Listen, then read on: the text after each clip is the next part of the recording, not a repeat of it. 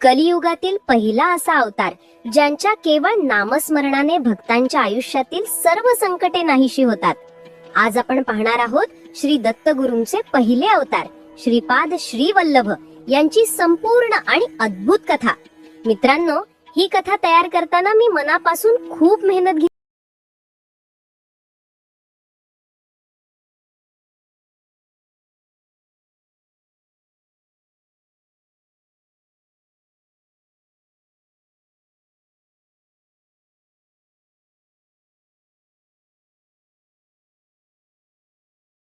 घेतली आहे. 53 अध्यायांचा हा विशाल ग्रंथ तुमच्या समोर मांडणं सोपं नाही, पण तुमची भक्ती पाहून मी हा प्रयत्न केला आहे. तुमचा एक साधा लाईक माझ्यासाठी मोलाचा ठरेल. प्लीज माझ्या मेहनतीसाठी एक लाईक नक्की करा. कमेंट मध्ये दिगंबरा दिगंबरा श्रीपाद वल्लभ दिगंबरा लिहायला विसरू नका आणि अशाच अद्भुत कथांसाठी चॅनलला सबस्क्राईब पण करून घ्या. श्रीपाद श्रीवल्लभ चरितामृतम या ग्रंथाची सुरुवात होते एका अशा प्रवासाने जो केवळ शरीराचा प्रवास नव्हता, तर तो एका आत्म्याचा परमात्म्याकडे चाललेला प्रवास होता. कर्नाटक राज्यातील उडुपी या पवित्र क्षेत्रातून शंकर भट्ट नावाचे एक साधे पण अत्यंत सात्विक ब्राह्मण प्रवासाला निघाले होते. त्यांच्या मनात एकच ध्यास होता, श्री दत्तगुरूंचे दर्शन घेणे. त्यांना कोठून तरी बातमी मिळाली होती की कृष्णा नदीच्या तीरावर कुरवपूर नावाच्या एका अगम्य बेटावर साक्षात दत्तगुरूंनी अवतार धारण केला आहे. त्या काळी रस्ते नव्हते, वाहने नव्हती आणि जंगलात हिंस्र श्वापदांची भीती पावलोपावली होती. पण शंकर भट्टांच्या मनात भीतीला जागाच नव्हती. तिथे फक्त आणि फक्त दर्शनाची ओढ होती. चालत असताना त्यांची गाठ व्याघ्रेश्वर शर्मा नावाच्या एका विचित्र व्यक्तीशी पडली. हा माणूस दावा करत होता की श्रीपाद श्रीवल्लभांच्या कृपेने तो वाघ बनू शकतो आणि पुन्हा माणूसही होऊ शकतो.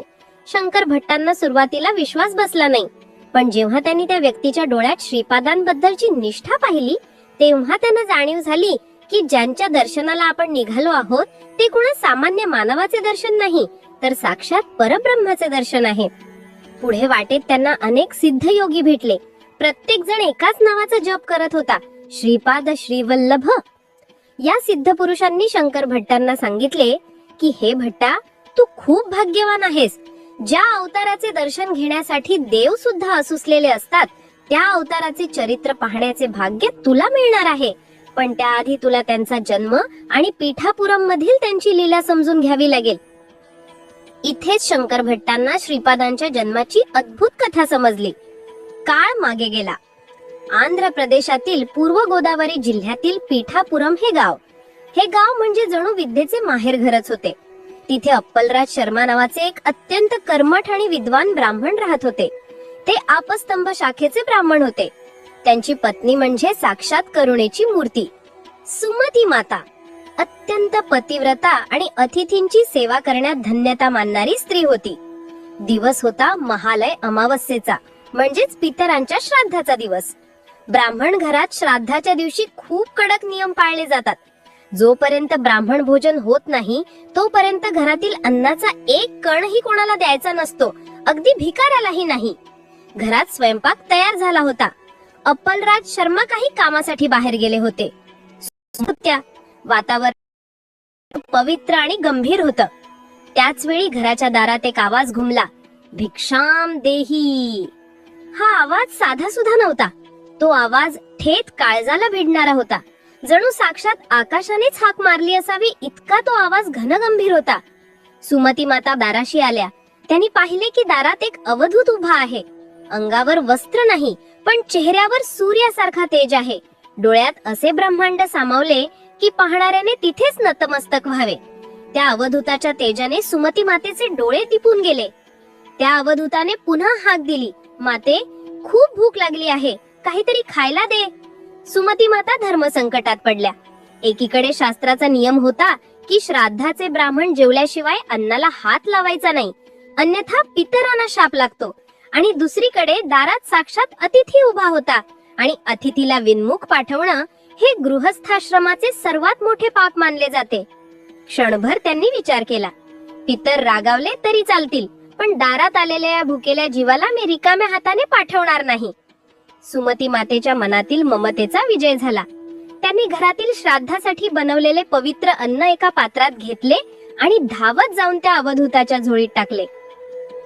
हे अन्न साधे नव्हते, ते एका मातेच्या हृदयातील भक्तीचे अन्न होते. त्या अवधूताने ते अन्न ग्रहण केले आणि अत्यंत तृप्त होऊन सुमती मातेकडे पाहिले.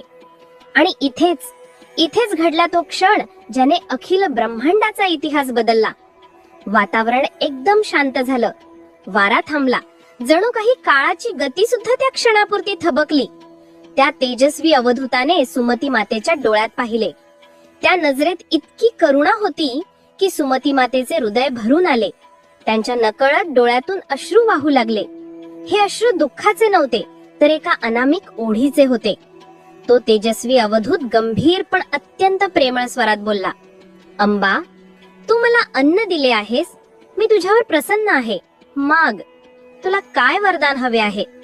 सुमती मातेचे हात थरथर कापत होते. त्या भारावलेल्या अवस्थेत म्हणाल्या, महाराज, तुम्ही साक्षात ईश्वर आहात. माझे दोन्ही मुलं जे आधी जन्माला आले ते एक अंध आणि एक अपंग आहेत. लोक मला वांज नसतानाही वांज म्हणून हिणवतात. मला तुमच्यासारखा, होय अगदी तुमच्यासारखाच तेजस्वी आणि ज्ञानी पुत्र हवा आहे. हे ऐकताच त्या अवधूताच्या चेहऱ्यावर एक दिव्य स्मित उमटले. ते स्मित इतके मोहक होते की सुमती मातेला वाटले की संपूर्ण जग तिथे सामावले आहे. अवधूत गंभीर पण अत्यंत प्रेमळ स्वरात बोलला, तथास्तु अंबा, तू माझी तुलना कोणाशीच करू शकत नाहीस, म्हणून तुझ्या पोटी पुत्र म्हणून मीच स्वतः जन्म घेईन.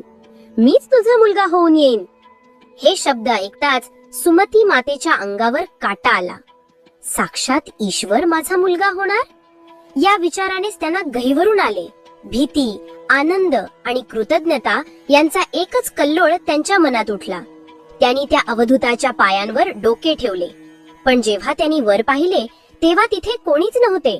फक्त एक दिव्य सुगंध दरवळत होता आणि वातावरणात दिगंबरा दिगंबरा असा नाद घुमत होता. सुमती मातेने पोटाला हात लावला. त्यांना जाणीव झाली की त्यांच्या गर्भात साक्षात परब्रह्माने प्रवेश केला आहे. एका भक्ताच्या हाकेला धावून येणारा देव आणि देवाला स्वतःच्या उदरात वाढवणारी भक्त, यापेक्षा श्रेष्ठ नाते जगात दुसरे कोणते असू शकेल? त्यानंतर थोड्याच वेळात अप्पलराज शर्मा घरी आले. सुमती मातेने त्यांना घाबरत घाबरत घडलेला सर्व प्रकार सांगितला की श्राद्धाचे अन्न तिने एका अवधूताला दिले. अप्पलराज शर्मा हे ज्ञानी होते.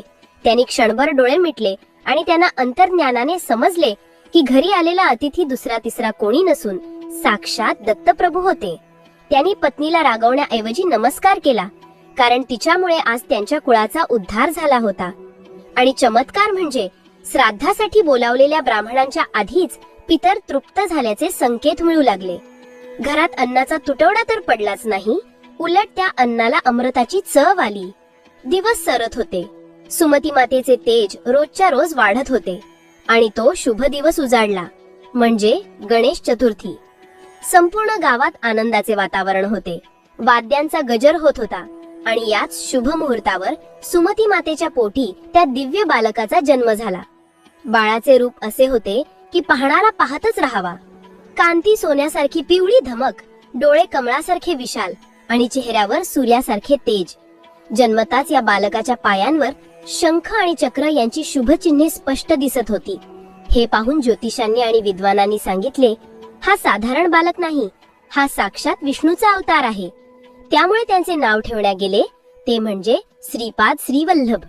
श्री म्हणजे लक्ष्मी आणि पाद म्हणजे चरण. ज्यांच्या चरणाशी सर्व संपत्ती आणि सिद्धी लोळण घेतात तो श्रीपाद. श्रीपादांचे बालपण हे सामान्य मुलांसारखे नव्हतेच. इतर मुले जिथे खेळण्यात रमतात तिथे बाल श्रीपाद ध्यान लावून बसायचे. वयाच्या अवघ्या 7व्या वर्षी त्यांची मुंज करण्यात आली. आणि काय आश्चर्य, मुंज होताच वडिलांनी त्यांना गायत्री मंत्र शिकवताच श्रीपादांनी त्या मंत्राचा अर्थ आणि 4ही वेदांचे सार वडिलांना सांगायला सुरुवात केली. जे वेद शिकायला माणसाला 12 वर्ष लागतात ते या बालकाला जन्मताच अवगत होते. हे पाहून पीठापुरम मधील मोठे मोठे पंडित थक्क झाले. श्रीपाद जसजसे मोठे होऊ लागले तसतसे त्यांचे चमत्कार वाढू लागले. कधी ते एकाच वेळी 2 ठिकाणी दिसायचे, तर कधी आजारी लोकांना नुसत्या स्पर्शाने बरे करायचे. त्यांचे दोन्ही मोठे भाऊ जे अंध आणि अपंग होते त्यांची त्यांनी खूप सेवा केली. पण श्रीपादांच्या मनात संसाराची ओढ नव्हती, तर जगाच्या कल्याणाची चिंता होती. आता श्रीपाद 16 वर्षांचे झाले होते. 16व्या वर्षी सामान्य मुलांचे लग्न लावले जायचे. अप्पलराज शर्मा आणि सुमती मातेने सुद्धा श्रीपादांच्या लग्नाची चर्चा सुरू केली. त्यांनी अनेक स्थळे पाहिली. पण जेव्हा सुमती मातेने श्रीपादांना प्रेमाने विचारले की बाळा, आता तुझे लग्न करून टाकूया का? आम्हाला तुझा संसार फुललेला बघायचा आहे, तेव्हा श्रीपाद श्री वल्लभाने जे उत्तर दिले ते ऐकून आई वडिलांच्या पायाखालची जमीनच सरकली. श्रीपाद शांतपणे पण अत्यंत ठाम आवाजात म्हणाले, आई, माझे लग्न तर कधीच ठरले आहे. सुमती मातेने आनंदाने विचारले, अरे वा, कोणाशी? श्रीपाद हसले आणि म्हणाले, माझे लग्न तर वैराग्याशी झाले आहे. मी श्रीपाद आहे, मी श्रीवल्लभ आहे. सर्व योगिनी आणि सिद्धी माझ्या दासी आहेत. मी एका संसारात अडकण्यासाठी जन्माला आलेलो नाही. माझे कुटुंब हे संपूर्ण जग आहे. ज्या कार्यासाठी मी अवतार घेतला आहे ते कार्य आता सुरू करण्याची वेळ आली आहे. त्यांनी स्पष्ट सांगितले की त्यांना आता घर सोडावे लागेल. ज्या आईने 16 वर्ष आपल्या काळजाच्या तुकड्याला जपले होते, तिला जेव्हा कळले की आपला मुलगा आता संन्यासी होऊन घर सोडून जाणार आहे, तेव्हा तिच्यावर काय प्रसंग ओढवला असेल. सुमती मातेने हट्ट धरला, नाही बाळा, मी तुला जाऊ देणार नाही. तू गेल्यावर आमचे काय होईल? तुझे हे अंध आणि अपंग भाऊ कसे जगतील? तूच आमचा आधार आहेस. घरात रडारड सुरू झाली. अप्पलराज शर्मा स्तब्ध होते, पण सुमती मातेचा आक्रोश थांबत नव्हता.